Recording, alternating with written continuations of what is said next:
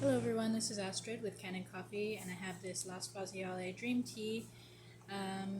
This machine was just overfilling, and we resolved the problem temporarily with some descaling solution in the boiler, but then the problem came back, so we replaced the board, and just want to show you that the machine won't overfill anymore, it won't leak. So when I press the hot water button, the machine should fill.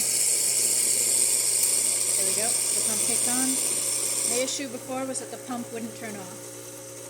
So you'll hear, in a moment here, the pump will turn off. There you go. So it replaced the water to a certain level where it hits the water level probe, and then it turns the pump off. So the machine is working how it should now. We have our steam. You can see the boiler is getting hot. Everything's working as it should. And that's about it for this video. So if you like the video, please subscribe to the channel, hit the like button. Thanks for watching.